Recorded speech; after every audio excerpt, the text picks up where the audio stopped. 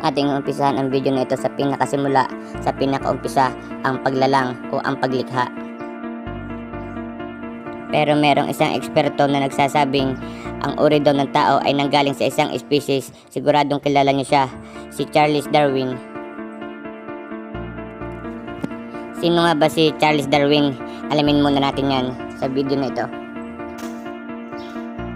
Si Charles Darwin ay isang naturalistang Briton na nagkamit ng pangmatagalang kasikatan bilang tagapagsimula ng teorya ng ebolusyon ng mga hayop sa pamamagitan ng likas na pagpili o natural selection. Ipinanganak sa Inglaterra, nagkaroon siya ng interes sa likas na kasaysayan habang nag-aaral ng medisina noong una. Pagkatapos ng teolohiya sa isang pamantasan sa Inglaterra, nagbigay sa kanya ng katanyagan bilang isang liyolista at bilang isang sikat na mayakda pagkatapos ng 5 taong paglalayag sa Bigal. Ang kaniyang mga pagmamasid sa biolohiya ang nagdala sa kanya upang pag-aralan ang transmutasyon ng mga espesye at maisulong ang kaniyang teorya ng likas na pagpili noong 1838. Lubos na nalalaman niya na magkakaroon na reaksyon ang teorya niya, ipinagkatiwala niya lamang ito sa malalapit na kaibigan at sinaliksik ang inaasahang mga pagsalungat.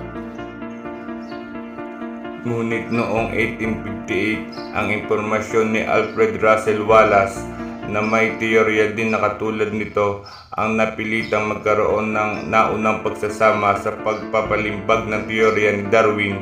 Ang libro na isinulat niya ay ang The Origin of the Species. Iba't iba rin nga ang paniniwala ng bawat tao, pero kung ako ang tatanungin, baka siya ang nagsimula sa gorilya.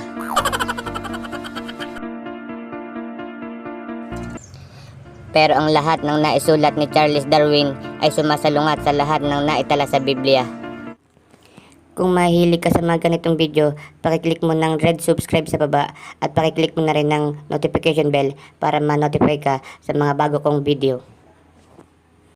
Ayon sa Biblia,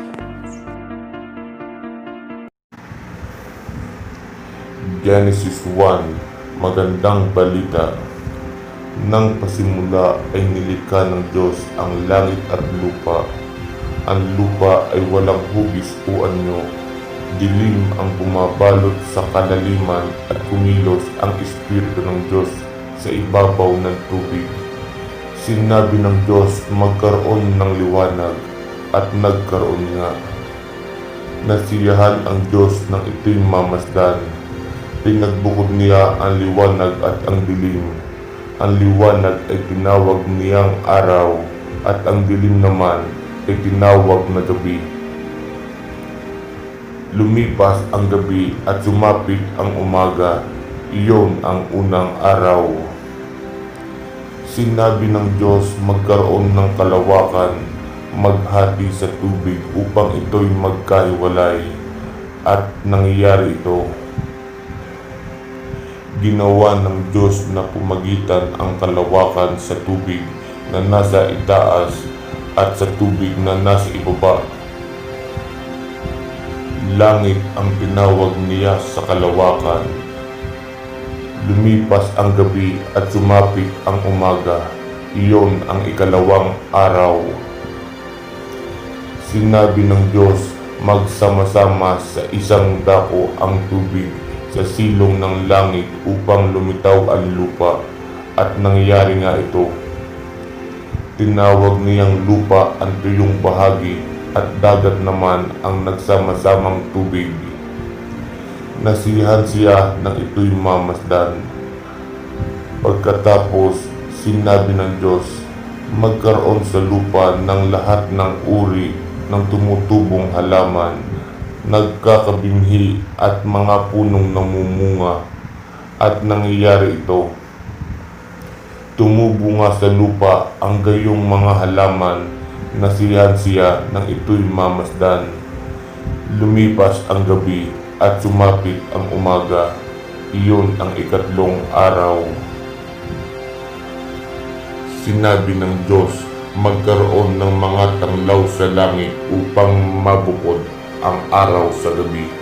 Ito ang magiging batayan sa bilang ng mga araw, taon at kapistahan. Mula sa langit, ang mga ito'y magbibigay ng liwanag sa daigdig, at gayon nga ang nangyayari. Nilikha ng Diyos ang dalawang malalaking tanglaw, ang araw upang magbigay liwanag sa maghapon, at ang buwan upang tumanglaw ng gabi. Nilikha rin niya ang mga bituin. Iniligay niya sa langit ang mga tanglaw na ito upang magbigay ng liwanag sa daigdig. Tumanglaw kung araw at gabi at magbukod sa liwanag at dilim. Nasiyahan ang Diyos nang ito'y kanyang mamasdan. Lumipas ang gabi at sumapit ang umaga.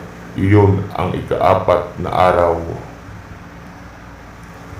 Sinabi ng Diyos, magkaroon sa tubig ng maraming bagay na may buhay at magkaroon din ng mga ibon sa himpapawid. Nilikha ng Diyos ang mga dambuhala sa dagat at lahat ng bagay na may buhay sa tubig. Gayon din ang lahat ng uri ng ibon. Nasiyahan ang Diyos nang ito'y mamasdan. Pinagpala niya ang mga ito at sinabi, magpakarami ang lahat ng bagay na nabubuhay sa tubig at punuin ang karagatan. Magpakarami rin ang mga ibon at punuin ang daigdig. Lumipas ang gabi at sumapit ang umaga. Iyon ang ika-5 araw. Sinabi ng Diyos, magkaroon ng lahat ng uri ng hayop sa lupa, maamo, maiilap, malalaki at maliliit. At gayon nga ang nangyari. Ginawa nga niya ang lahat ng ito at nasiyahan siya nang ito'y kanyang mamasdan. Pagkatapos, sinabi ng Diyos ngayon, likain natin ang tao ayon sa ating larawan, ayon sa ating wangis. Sila ang mamamahala ng mga isda, sa mga ibon sa himpapawid, at sa lahat ng hayop, maging maamo o maiilap, malaki o maliit na nilalang. Ng Diyos ang tao ayon sa kanyang larawan, at sila'y kanyang nilalang sa iisang lalaki at isang babae. At sila'y pinagpala niya. Sinabi niya, magpakarami kayo at punuin ninyo ng inyong mga anak ang buong daigdig, at kayo ang mamamahala nito. Binibigyan ko kayo ng kapangyarihan sa mga isda, sa tubig, sa mga ibon sa himpapawid, at sa lahat ng mga hayop na nasa ibabaw ng lupa. Binibigay ko rin sa inyo ang lahat ng uri ng halaman, nagkakabinhi at mga bungang kahoy bilang pagkain ninyo. Ang lahat ng halamang luntian ay ibibigay ko naman sa lahat ng hayop sa ibabaw ng lupa at sa lahat ng mga ibon, at ito nga ang nangyari. Pinagmasdan ng Diyos ang lahat niyang ginawa at lubos siyang nasiyahan. Lumipas ang gabi at sumapit ang umaga. Iyon ang ika-6 na araw.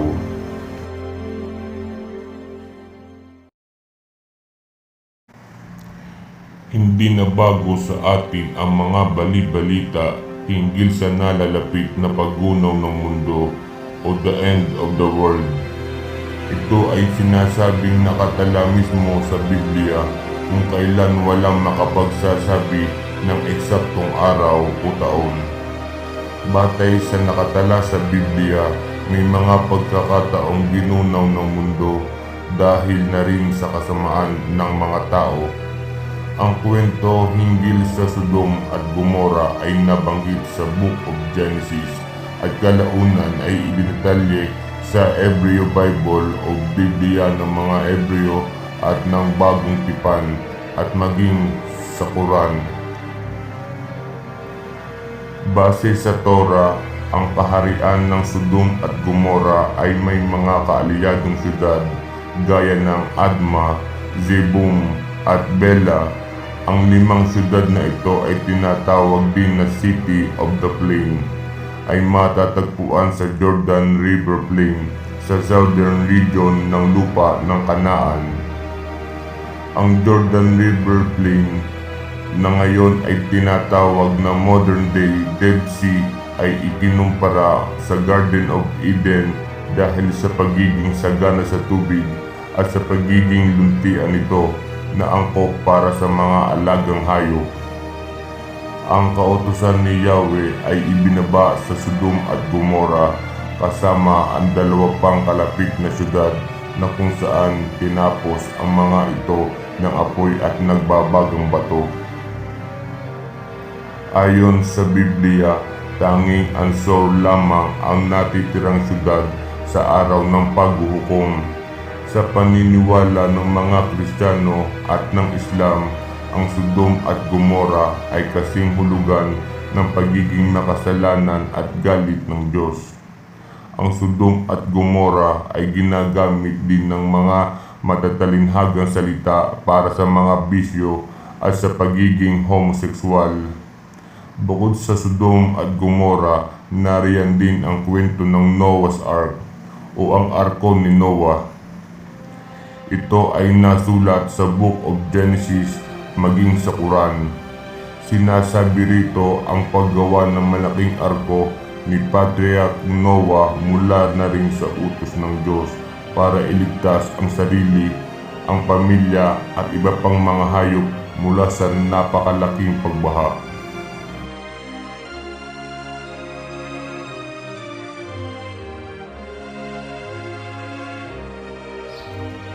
Ipinapakita rito ang pagdurusa ng Diyos dahil sa kasamaan ng mga tao kaya nagpadala siya ng malaking pagbaha para malinis ang mundo. Pinili ng Diyos si Noah para mabuhay at maipreserba ang mundo. Sa pamamagitan ng pamilya nito, inutusan si Noah kung paano makakaligtas at kung paano gumawa ng arko. Samantala, palaisipan pa rin sa mga dalubhasa ang totoong dahilan ng paglalahon ng sibilisasyon ng mga dinosaur na sinasabing naganap 65 milyong taon na ang nakakaraan. Sa ngayon, may mga iba't ibang teorya kaugnay ng pagkaubos ng mga dinosaur. Ayon sa ilang scientists, ang nararanasang climate change kasama ang pagbaba ng level ng oxygen ng naging dahilan ng pagkamatay ng mga dinosaur at iba pang mga species. Ang isang teorya naman ay ang pagkaubos ng dinosaur ay ang sinasabing asteroid collision. Pero hindi naman sigurado ang mga scientists kung dumarami o kumaunti na ang mga dinosaur nang nangyari ang asteroid collision. 65 milyon na ang nakakaraan. Tagal. Bukod sa asteroid collision at climate change, isa pang sinasabing teorya ang dahilan ng pag-uubos ng dinosaur ay ang pagsabog ng bulkan na naganap ay 68 milyon na ang nakakaraan. Dahil palang nangyari noong panahon yun. Ang nakakaraan na nagtagal ng 2 milyong taon. 2 milyong taon nga nalindol. Grabe. Sa harap na rin ng mga tanong kung kailan nga ba nangyayari ang pagkagunaw ng mundo, may mga pangyayari naman na maaaring maging hudyat. Maaari na rin maging hudyat nito. Isa na rito ang mga bagay na gawa ng tao na maaari maging banta sa mundo. Kasama rito ang biotechnology o paggamit ng nuclear warfare. Wow, grabe ang magre-resulta sa pagkaubos ng sibilisasyon. Sinasabing maaaring makaimbento ang mga scientists ng teknolohiya na aksidenteng nagpapagunaw ng daigdig. Grabe pala yun. Sinasabi rin ng mga artificial intelligence ay maaaring magdulot ng trahedya sa mundo kagaya ng mga computer at robots na maaaring manakop sa katauhan na ngayon ay napapanood lamang sa palabas sa sine. Isa ring pinapangambahan ay ang epekto ng climate change na kung saan magiging kaparehan na ng mundo ng klima sa Venus na kung saan hindi na ito maaaring tirahan ng mga tao na magdudulot ng katapusan ng sibilisasyon. Bukod pa rito, itinuturing na banta sa mundo ang global pandemic, halimbawa ng sakit na HIV at AIDS na maaaring makahawa kagaya ng isang ordinaryong trangkaso. Kaya lumaki rin ang pangamba kaugnay ng Ice Age na kung saan nagiging yelo ang maraming bahagi ng tubig ng mundo. Maaaring mapapanood lamang natin ngayon ang alien invasion sa mga pelikula, ngunit may mga sinasabing insidente na ng mga nakitang unidentified flying object o UFO sa iba't ibang bahagi ng mundo. Bagamat hanggang ngayon ay hindi pa may paliwanag ng mga otoridad, sinasabing ang alien invasion sa mundo ay magreresulta ng pagkaubos ng tao. Isa pang banta sa mundo ay ang meteorite impact o pagtama ng isang malalaking asteroid sa mundo na magreresulta ng pagsabog nito.